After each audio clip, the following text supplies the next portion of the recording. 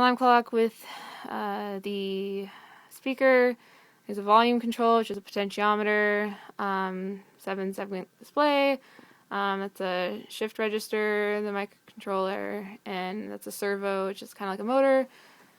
And I'll set the alarm to go off.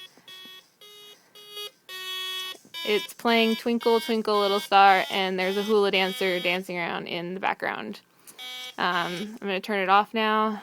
It also syncs the system time when I link these two programs together.